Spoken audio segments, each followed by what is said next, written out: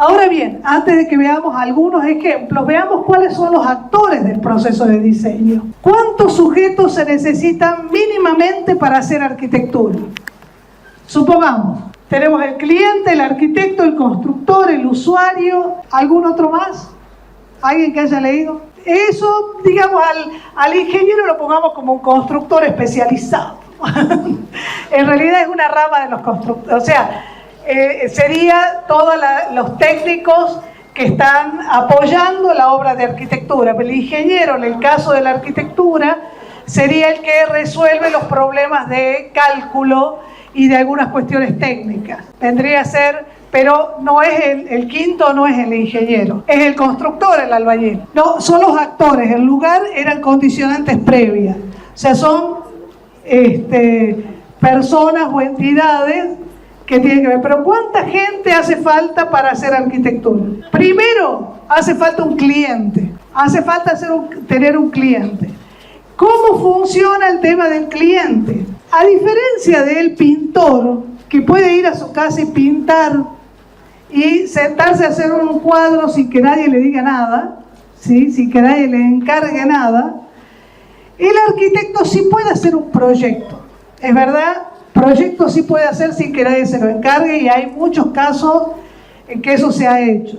Ahora, construir una obra de arquitectura y terminar haciéndola es un poco más complejo, porque, digamos, la obra de arquitectura requiere muchísimo dinero.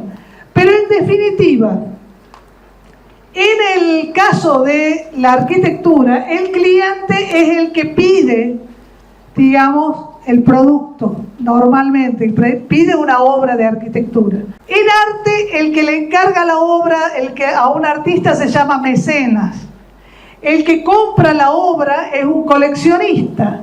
Y el que la promociona es un galerista, un museo, un marchand, alguien que, digamos, maneja la obra de arte.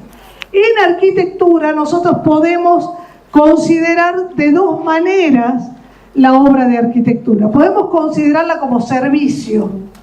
Por ejemplo, si yo hago viviendas para inundados, ¿estoy pensando necesariamente en una obra de arte o estoy pensando en un servicio más bien? Más bien en un servicio. Ya vamos a ver algunos casos en que viviendas para inundados están cerca también de la obra de arte. Y si no, puedo considerar la arquitectura como una obra de arte única para un cliente específico que sea absolutamente original. Obviamente, entre esas dos concepciones, yo me voy a dirigir a dos públicos muy diferentes. Me voy a dirigir o a algún problema, digamos, general en la sociedad, o me voy a dirigir a un personaje particular que seguramente va a tener que tener muchos recursos económicos para hacer una obra que pueda llegar a ser, digamos, que pida una obra que sea una obra de arte. En la cultura popular, en general, lo que se hace es autoconstrucción. Entonces, el cliente es, a su vez, el constructor. No es arquitecto porque no ha estudiado y no conoce todas las alternativas, ni toda la historia de la arquitectura, ni tiene todo el conocimiento, sino que conoce la técnica y lo que está a la vuelta y la forma de vivir, digamos, que tiene que ver con su tradición. Y ahí de nuevo tenemos los Trulli, tenemos la arquitectura popular en general. Esa arquitectura popular se revalorizó en algunas épocas de la década del 60, del 70, el siglo pasado, y hay inclusive manuales de arquitectura popular donde se describen cuáles son las características de las casas según los climas, según los lugares donde está, ¿sí? Y uno puede tipificar cómo son esas casas en función de diferentes, digamos, características de la arquitectura popular. Ahora, podemos hablar de una arquitectura, de una cultura popular, y podemos hablar de una arquitectura, de una cultura de élite. ¿Por qué? Porque el arquitecto tradicionalmente, hasta el siglo XIX, hasta el siglo XX básicamente, ha sido un profesional de élite, que solamente construía para gente muy adinerada. ¿Por qué? Porque originalmente los arquitectos han construido grandes obras de arte para personajes muy poderosos. El primer arquitecto del que se tiene noticia fue Imhotep, que está acá, que era considerado un semidios y que hizo la primera pirámide escalonada, la pirámide de Djoser, ¿sí? Y se empezó a construir, o sea, tradicionalmente lo que ustedes van a estudiar a lo largo de los años, los arquitectos con nombre y apellido, son arquitectos que han trabajado para gente muy poderosa, construyendo palacios, construyendo grandes edificios, construyendo residencias, etc. Entonces, tradicionalmente los clientes eran la nobleza, el clero, la burguesía, eso hasta el 1800 más o menos. El Estado moderno empezó a contratar arquitectos para hacer sus obras en el siglo XIX aproximadamente. La clase media empieza a contratar arquitectos a partir del siglo XX, ¿sí? En general.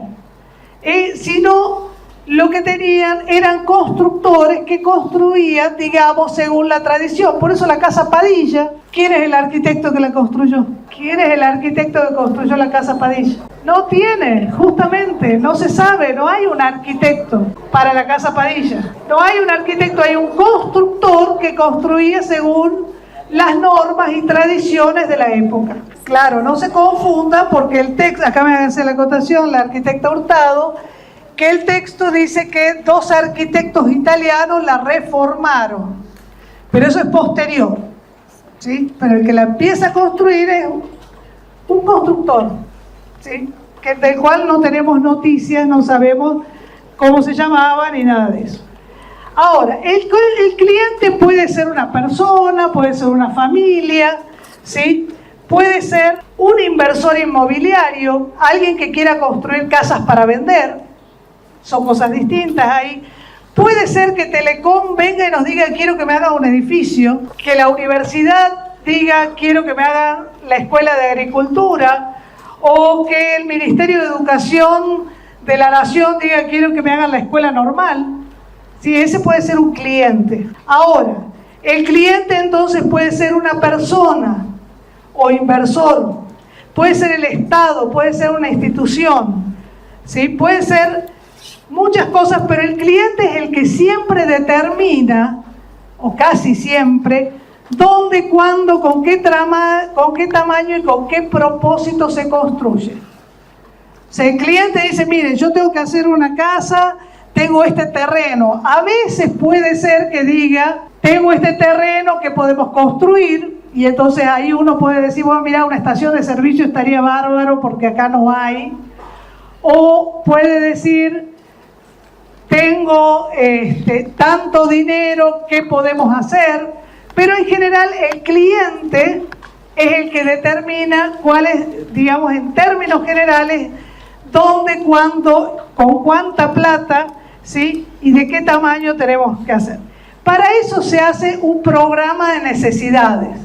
O sea, se dice, bueno, quiero una casa de 6 dormitorios, 20 baños, 5 living comedor, no, ¿verdad? Bueno, más chiquita. Pero explican, el cliente plantea qué es lo que quiere. Cada programa va a variar en función del grupo familiar, del cliente, de sus necesidades y de las prioridades culturales que tenga. ¿Cómo va a ser el arquitecto para mostrarle al cliente qué es lo que hay que hacer? A través de un código. El código es un código en general de dibujo y puede ser lo más cercano, lo más parecido y lo más fácil de entender sería hacer una maqueta, ¿sí? Pero ustedes van a tener que aprender a dibujar, a hacer maquetas, van a tener que aprender, y esto lo tienen en los textos, está en Fundamentos de la Arquitectura, hay un capítulo que tienen ahí que se llama Representación. En esa representación hay diversas tipologías. Ahí ustedes van a tener que aprender hacer planos. Ya hemos dicho que el plano es como si yo cortara el edificio al metro de altura, le saco todo lo que está arriba y puedo mostrar la relación que hay entre las paredes y la superficie. Puedo hacer cortes donde agarro el edificio y lo corto verticalmente. Puedo tener frentes en el cual lo que hago es dibujar perfectamente las alturas correspondientes de todo lo que se eleva del edificio. Entonces, por ejemplo, acá tengo, antes había mostrado, acá yo les había mostrado, ese es el plano del Congreso de la Nación. Acá tienen, acá se nota, digamos, los dos, la sala de los senadores y la sala de los diputados. La de senadores es más chico porque son menos, la de diputados es más grande. Este es el corte del Congreso de la Nación y este es el frente del Congreso de la Nación. Y entre las tipologías ustedes tienen las axonométricas, que son un tipo de perspectiva, digamos, un tipo de dibujo en el cual se puede ver tridimensionalmente un objeto con ciertas reglas que ya van a aprender en sistema de representación y en morfología, y van a aprender a hacer axonométricas de distintos tipos. Esas axonométricas sirven para hacer dibujos relativamente sencillos de arquitectura. También van a aprender a hacer perspectivas. Las perspectivas también aprenderán que se pueden, yo puedo ver la silla desde un ángulo, desde otro, o sea, esto estoy viendo con un punto de fuga, esto lo estoy viendo más desde abajo, este lo estoy viendo desde arriba. Puedo tener códigos donde voy a aprender a dibujar con cosas híbridas, donde voy a tener un corte, pero además una perspectiva. Entonces voy a intuir más o menos cómo es ese espacio. Puedo usar imágenes, fotos, digamos fotorrealismo, en el caso. Puedo hacer híbridos como esto es, fíjense, un dibujo donde tengo parte de una planta, parte de un corte y parte de una axonométrica. O sea, son todas las formas en que ustedes van a tener que aprender a dibujar. ¿Para qué? Para ser lo más directos posibles con el cliente, para que el cliente sepa qué es lo que le van a construir. Suele suceder que el cliente no tiene mucha capacidad de imaginación, digamos, para intuir exactamente lo que ustedes le están diciendo. Entonces tienen que ser lo más comunicativos posible. Claro, ahí ya le vamos a mostrar, hay toda una cuestión digital donde ya vamos a ver con otro ejemplo todas las posibilidades que tiene. En ese proceso de selección, el cliente, digamos, tiene que poder conocer la obra del arquitecto, tiene que tener referencias, tiene que saber de qué se trata, y generalmente los arquitectos hoy tienen un portfolio, una página web donde aparecen todas sus obras, donde aparece qué es lo que les interesa, y el cliente entra a la página web y ve si el tipo de arquitectura le gusta o no. Otra de las cosas fundamentales para el proyecto es el presupuesto, porque una vez que uno tiene más o menos claro qué es lo que va a hacer, tiene que ponerle un precio para que el cliente sepa cuánto va a gastar. Y la diferencia entre las estimaciones iniciales de una obra y el presupuesto final suelen ser la causa de mayores problemas entre los arquitectos y los clientes. Porque generalmente hay dos problemas ahí. Hay veces que no se hace toda la documentación súper completa anticipadamente y entonces no se la puede presupuestar. Y hay otro problema, ese por parte del arquitecto y por parte del cliente, que sufre de yaqueísmo. Ya que estábamos arquitectos, ¿por qué no le ponemos tal cosa? Ya que estamos, y entonces empieza a aumentarse el presupuesto original, ya que estamos. Entonces ahí hay una complicación. Después está el usuario. Hay veces el usuario es el que va a usar la obra, que no necesariamente es el cliente, porque puede ser el cliente usuario, el que viene y me encarga la casa y es el que la paga y el que la usa.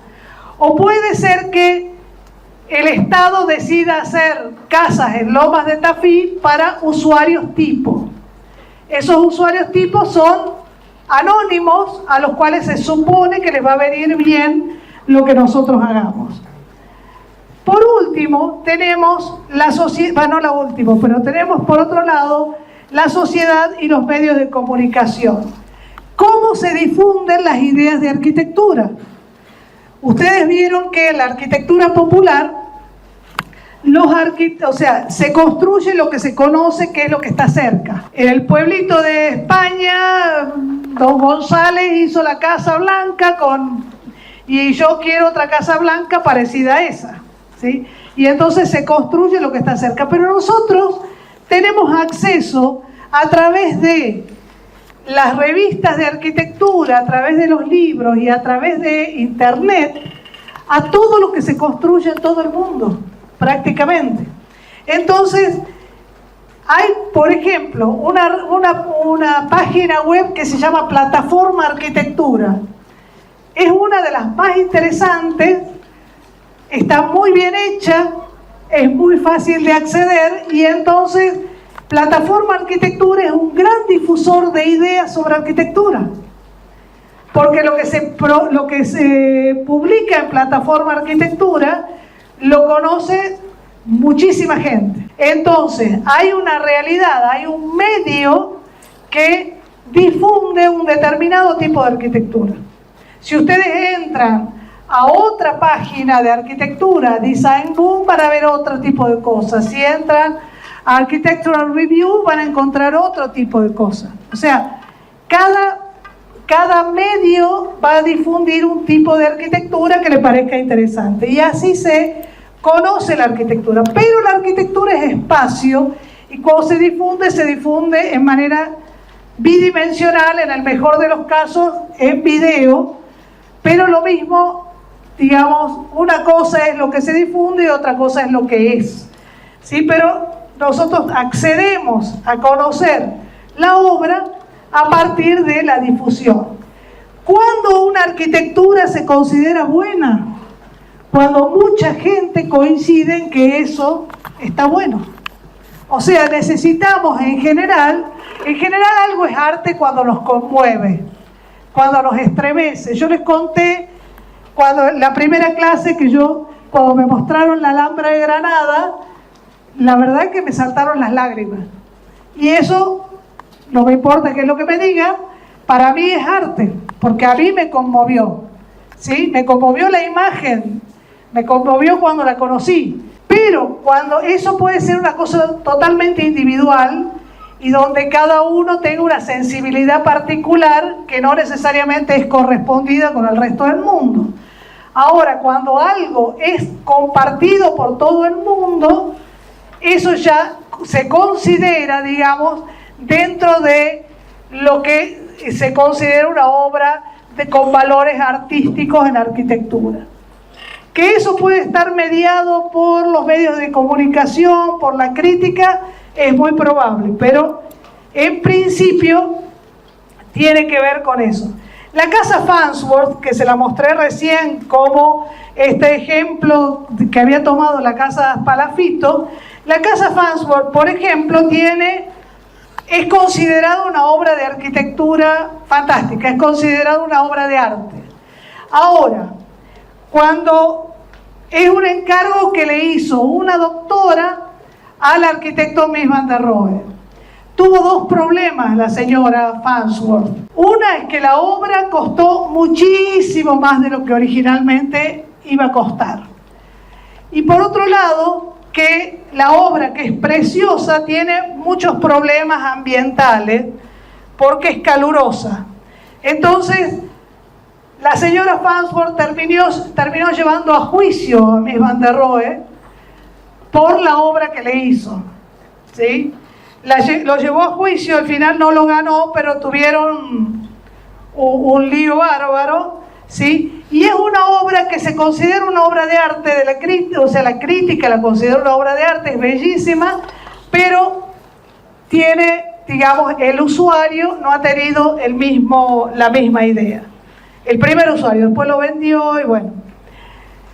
La crítica, esto que estábamos hablando, o sea, ¿qué es la crítica? La crítica es la manera en que ustedes van a aprender de sus errores, porque esto es hacer y equivocarse, hacer y equivocarse. Cuando ustedes proyectan, ¿cómo van a saber si las cosas están bien hechas o no? Si lo que ustedes están haciendo es un producto único, ¿cómo van a saber eso?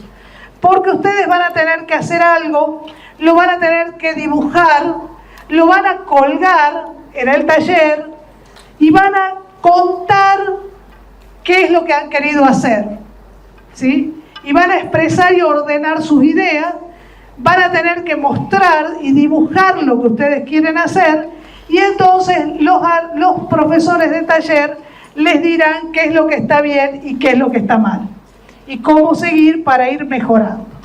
Por otro lado tenemos la sociedad. La sociedad a veces cambia sus intereses de formas muy difíciles de prever. Por ejemplo, esto es uno de los primeros rascacielos que se hicieron en Chicago en 1870. 1870, estamos hablando de hace 150 años. Primeros edificios en altura. Estos edificios en altura los hicieron con cuando se inventó el ascensor en Chicago, se presentó el ascensor y se hicieron estos edificios con mucho éxito, con una gran dosis de practicidad. Todas las fachadas eran digamos, metálicas, se ensamblaban, eran fáciles de montar. Esto estaba todo muy bien, hasta que en Chicago, en 1892, como 20 años después, se hizo la exposición colombina, la exposición sobre los 400 años del descubrimiento de América. Y ahí se hizo otro tipo de arquitectura. Y parece que ese tipo de arquitectura les encantó a la gente de Chicago. Y entonces dejaron de hacer los edificios que estaban haciendo porque ya no les gustaban más. Ya no les parecían elegantes como eran los edificios de la exposición de 1892, que la hicieron, digamos, que eran stands construidos por europeos con arquitectura europea. Y entonces los yanquis dijeron, no, estamos haciendo algo mal. Después pasaron los años y volvieron a hacer rascacielos y lo hicieron cada vez mejores. Pero bueno, en ese momento el que hacía rascacielos terminó pobre. Entonces, el otro sujeto es el constructor. El constructor es el que domina el oficio de la construcción. El arquitecto es el que tiene que saber cómo se construye para indicarle cómo tiene que hacerlo. Sin embargo, digamos, y depende del lugar donde nos situemos, el constructor va a tener mayor o menor decisiones sobre el proyecto.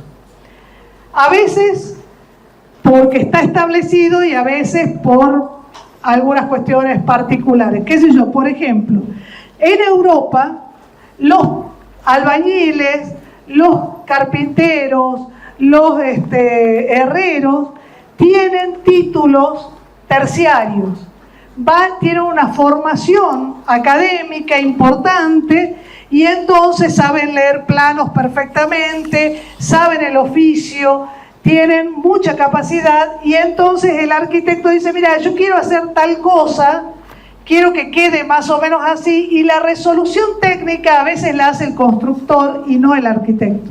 El arquitecto supervisa que eso esté bien hecho y está todo bien. Acá en la Argentina no tenemos tanta gente formada y a veces cuando tenemos gente formada tienen algunas veleidades especiales y hacen cosas más allá de lo que uno cree que tiene que hacer. Y entonces el constructor, digamos, el arquitecto es el que tiene que ir diciendo cómo se va a construir, ¿sí? Y el constructor es el que tiene que saber el oficio para llevarlo a cabo.